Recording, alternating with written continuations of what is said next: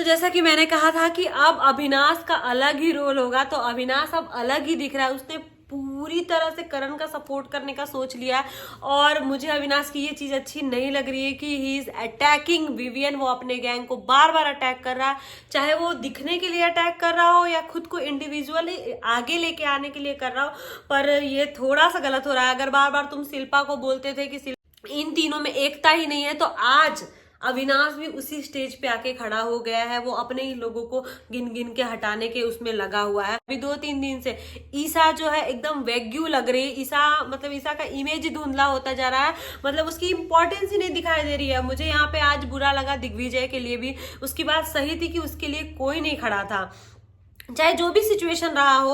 At least मतलब शिल्पा कर सकती थी उसके लिए, चलो चुम तो करण के लिए कर रही थी, सी वॉज डिसाइडेड, पर कोई स्ट्रेटेजी नहीं थी, कुछ भी नहीं थी कि हाँ दिग्विजय का उठाना भी है, कोई डिस्कशन नहीं, कुछ नहीं।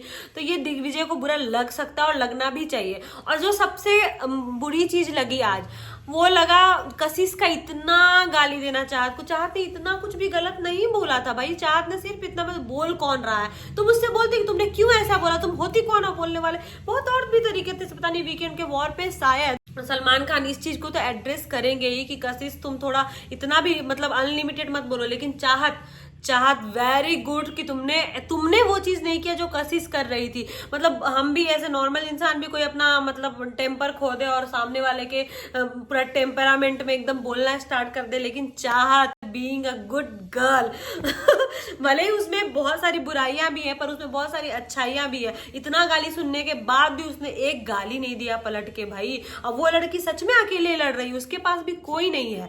अभी चाहत और दिग्विजय का भी बॉन्ड बन रहा है, मुझे अच्छा लग रहा है कि चाहत और दिग्विजय एटलीस्ट साथ रहे। करण के तो वारे न्यारे, मतलब करण बहुत चीजें समझ रहा है। अभी करण विवियन को भी समझा रहा है और विवियन की भी आंखें खुल रही हैं। अब वो समझ पा रहा है कि अविनाश अब क्या कर रहा है। मुझे पता नहीं क्यों ऐसे लगता है कि ईसा ने भी ना कुछ गलत किया था। ईसा भी चाह रही थी क्या विवियन का डालना, ये मुझे थोड़ा समझ में नहीं आ रहा। मुझे भी ऐसा लग रहा है कि ईसा भी चाह रही है कि हम तीन में से जो सबसे स्ट्रांग लग रहा था वो विवियन लग रहा था, तो विवियन को थोड़ा साइडलाइन करना शुरू करते हैं, तब हम दिखेंगे। और ईसा ये तो बहुत अच्छी जानती, रजत उसके साथ रहेगा ही। अच्छा रजत पे आ गए हैं तो रजत की बात ये भी कर लेते हैं कि बेचारा रजत 2 दिन से रजत ऐसे लग रहा है कि उसके साथ कोई नहीं खड़ा है।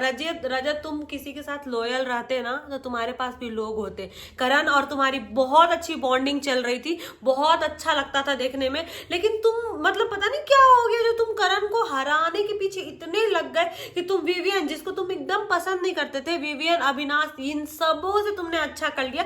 जस्ट